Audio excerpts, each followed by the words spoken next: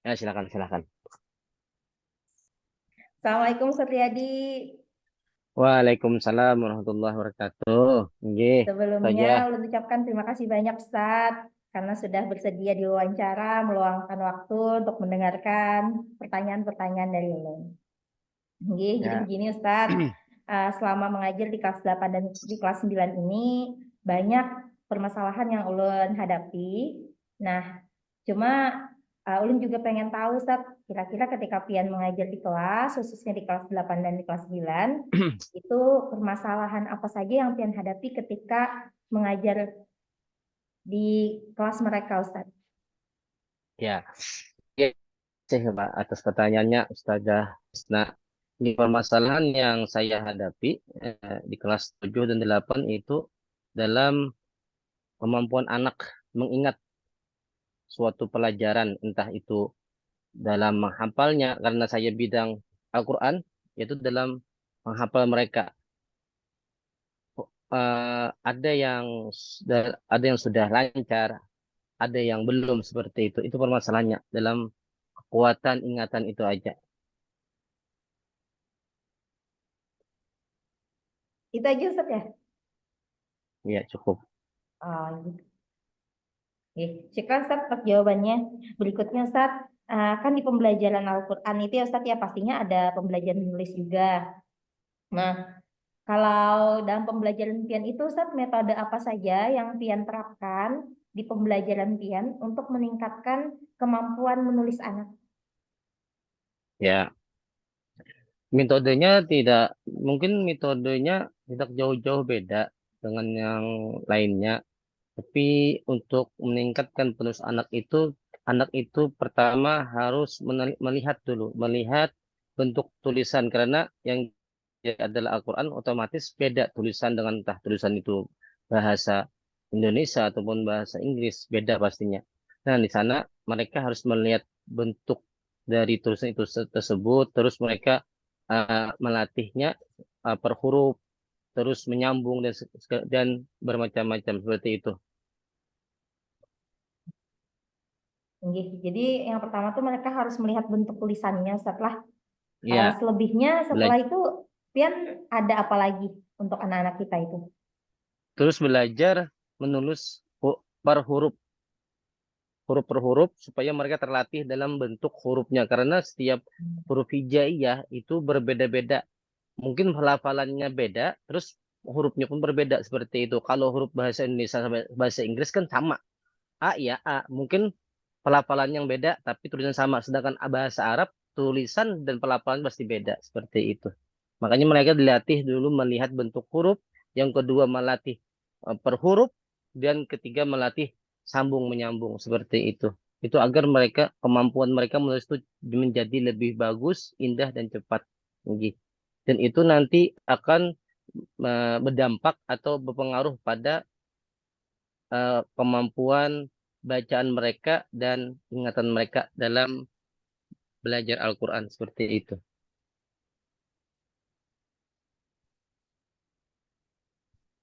Masya Allah, ini merupakan insight baru bagi ulun Ustaz jawaban Pian ini. Jadi untuk poin yang ketiga ini Ustaz, kalau dalam pembelajaran Pian, kemampuan peserta didik berbicara itu Pian menggunakan metode apa? Ya, untuk berbicara kita kalau untuk metode Quran ini bebas sih. Mungkin lebih tepatnya berkomunikasi, anak-anak lebih berkomunikasi dalam bentuk kolaborasi dan individual. Apa itu kolaborasi? Kolaborasi itu mereka saling jaga menjaga, artinya berkoordinasi bekerja sama dengan kawannya, yaitu saling menjaga hafalannya, dan individual itu mereka mempelajari sendiri, mempelajari atau mengingat membaca dengan mandiri, dengan sendiri seperti itu.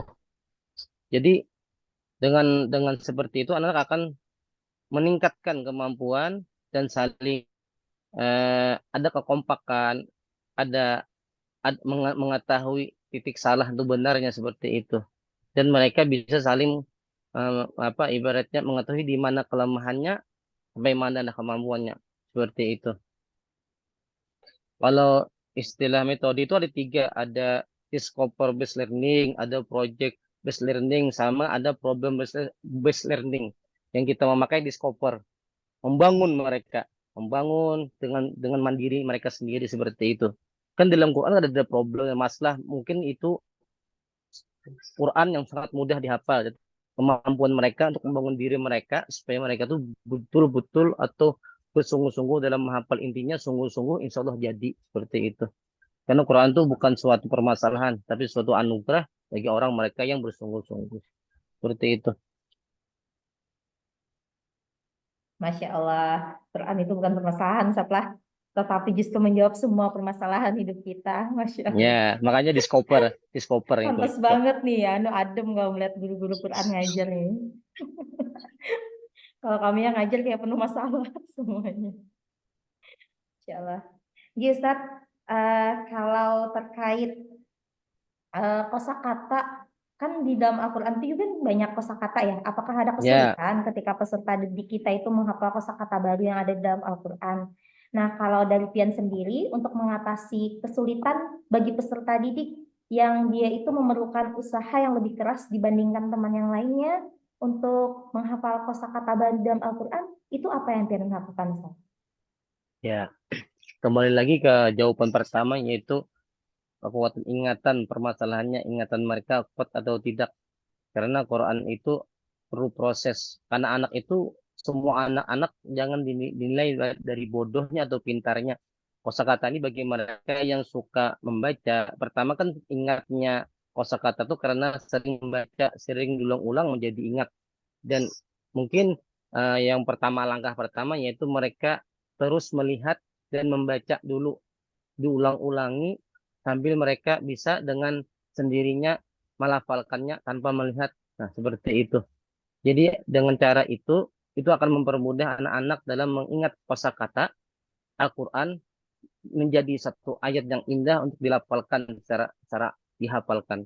Seperti itu. Jadi anak-anak tuh kita suruh melihat, melihat dulu sampai mereka bisa melafalkan dengan sendiri, dirangkai dengan jadi ayat dan setorkan jadi hafalan yang bagus seperti itu. Jadi insya Allah setiap, karena intinya juga untuk melakukan itu harus mereka lancar dalam membaca Quran. Jadi kembali lagi menguati dasarnya dengan mengenal huruf-huruf itu sendiri, mentah dalam artian tuh ditahsin mereka, belajar lagi dari awal sampai betul-betul lancar. Lalu dengan cara seperti tadi, yaitu melihat kembali, mengulangi kembali sampai mereka bisa melafalkan dengan sendiri dan dirangkai menjadi satu ayat yang indah lalu dihafalkan seperti itu.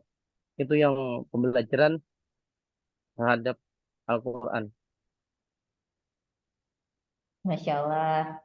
Jadi tahapannya begitu setelah ketika ada anak-anak yang kesulitan dalam mengingat kosakata. Karena di Ya, dalam pembelajaran dulu pun yang ditemui seperti itu, Ustaz.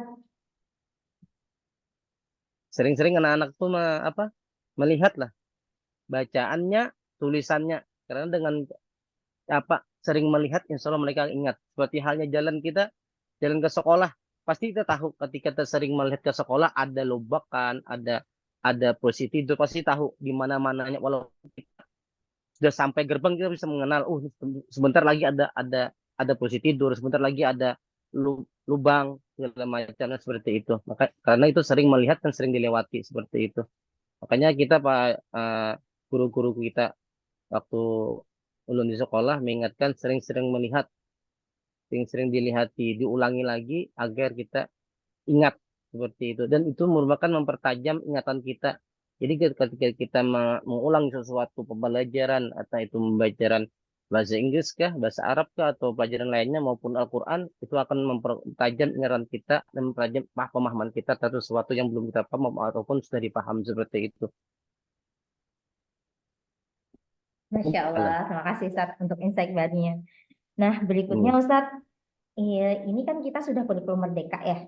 Dan kita juga dituntut untuk melaksanakan pembelajaran berdiferensiasi kepada peserta didik kita. Nah, yang harapannya peserta didik yang kemampuannya seperti Ustadz sebutkan juga tadi, ada yang ingatannya kuat, ada yang ingatannya masih masih perlu bantuan gitu. Nah, itu menurut Ustadz sendiri apa ya model pembelajaran inovatif yang dirasa paling efektif untuk bisa melaksanakan pembelajaran berdiferensiasi untuk peserta didik kita? Baiklah, modelnya itu kolaborasi. Artinya saling berkolaborasi antara satu dengan yang lainnya. Jadi dengan itu anak-anak itu menjadi apa ya ibaratnya menyenangkan. Kalau kita secara mandiri ya masing-masing jadinya, kalau kolaborasi anak-anak itu bisa saling membantu antara teman yang lambat menghafal maupun yang yang cepat menghafal. Nah, seperti itu. Dan itu menjadi model mereka menjadi giat lebih rajin lagi insya Allah. Dan terutama untuk gurunya ya harus bisa memberikan suasana seperti itu. Nggih. Karena itu pembelajaran Al-Quran tidak bisa menyendiri, tapi ya ada teman untuk menjagakan hafalannya, menjagakan bacaannya. Makanya berkolaborasi itu sangatlah efektif untuk pembelajaran Al-Quran. Mungkin pembelajaran lainnya bisa tergantung materi apa yang dibawakan itu sendiri. Kalau Quran ya seperti itu setiap harinya. Terakhir Ustaz, apakah dari segi penilaian itu Rian juga melakukan pembelajaran berdiferensiasi ketika peserta didik yang mungkin hafalannya agak sedikit lambat, itu ada penilaian yang berbeda dengan peserta didik yang cepat ya, karena dilihat dari effortnya. Mungkin yang peserta didik yang cepat kan ngafalinnya itu mudah gitu, nah. Tapi ada peserta didik kita yang sudah menghafalnya effortnya lebih keras dibandingkan teman yang lain. Itu apakah Rian juga melaksanakan itu, Ustaz? Ya, tentunya ada untuk penilaian mereka masing-masing. Karena kita sebagai guru harus adil dong. Harus adil dengan usaha mereka. Tapi kita jangan menutup usaha mereka yang lambat ini. Mereka sudah berupaya sekuat mungkin, tapi kita ya mengabaikan tuh sangat-sangat sangat raskin bagi guru tersebut. Jadi mungkin penilaian dari segi hafalan mereka. Ketika yang cepat itu seperti target mereka, yang lambat itu ya setengah dari target atau di bawah sama sekali. Itu pun masih kita tetap kita kita pantau, kita beri semangat agar mereka bisa seperti kawan yang cepat. Karena Quran ini sekali lagi bukan dari kepintaran atau kebodohan, tapi dari proses mereka itu sendiri. Mungkin yang lambatnya prosesnya karena mereka bisa baru belajar atau mereka baru baru bisa segala macam. Seperti itu halnya anak yang baru lahir, tidak mungkin diberi langsung berjalan dari tiara terus merangkak segala macam sampainya bisa berjalan cepat seperti itu. Dari diskusi kita ini, Ustaz, Ulun jadi muncul satu pertanyaan baru lagi nih. Ini insya Allah yang terakhir, Ustaz ya. Nah, jadi kemarin itu ketika Ulun mengajar tuh ada celutukan dari anak-anak begini, Ustaz. Ustazah, Ulun ini harus begini, begini, begini. Kan Ulun ini menerapkan pembelajaran berdiferensiasi loh, Ustaz lah. Jadi anak yang kemampuan belajarnya itu bagus, ya dia juga kemampuan berpikirnya juga mantap, luar biasa dibandingkan teman yang lain. Jadi memang Ulun kasihkan tugas yang berbeda, Ustaz. Nah, tetapi ada celutukan dari anak yang kasihkan tugas yang berbeda ini. Itu Pak Ustazah, dia itu apa namanya nggak bisa ngerjain ini, ngerjain ini.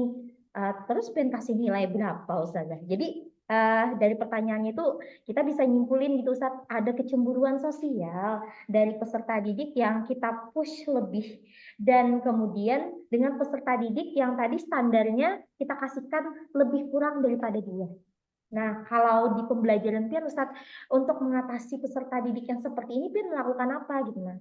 Dia itu merasanya, kenapa aku nih nah nggak dikasih sama seperti itu gitu nah. Kenapa aku dikasih Oh lebih? ya, Nah, gitu nah Ustadz. Kan tadi sama bang. konteksnya seperti Pian Hmm. tadi setelah tadi kan yang tadi kemampuannya agak lambat, terus dikasih segini aja, yang agak cepat dikasih segini. Nah, jadi yang cepat ini dikasihkan segini kan ada kecemburuan sosial dengan yang dikasih agak sedikit gitu nah Ustadz.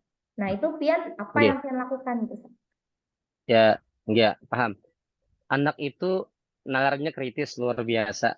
Sekarang kita sebagai guru jangan jangan jangan memakai apa ya ibaratnya harus bisa memperumpamakan mereka. Artinya saya pernah ulun suka kayak itu juga, takutnya kayak itu, tapi ulun balik maukah pian kayak kayak kayak orang itu langsung. Jadinya berpikir kada usah teh. Kalau kada paham lah.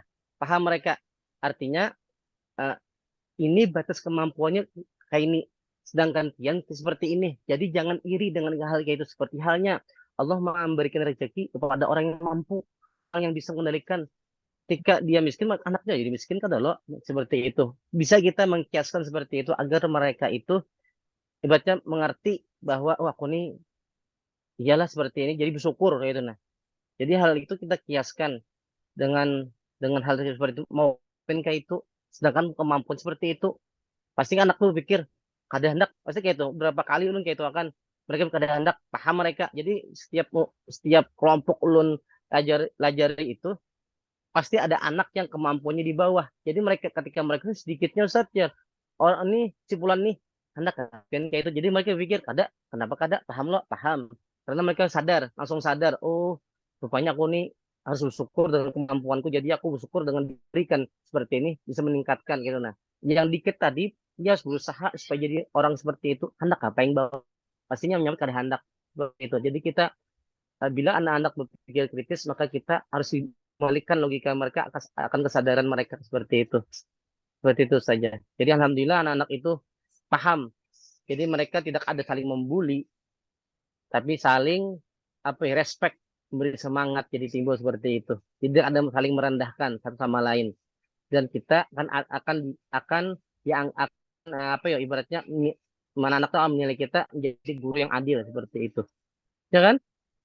Anak-anak yang seperti itu dia benar-benar kritis. Jadi kita balik maukah dan seperti itu dengan nada yang sedikit nakal atau sedikit ayah rame lah ibaratnya. Jadi berpikirnya oh bujur juga. Jadi alhamdulillah anak-anak dengan cara seperti itu mereka sadar bahwa mereka harus bersyukur dengan kemampuan mereka dan mereka tidak boleh menghina kawannya dengan kemampuan yang di bawah mereka seperti itu.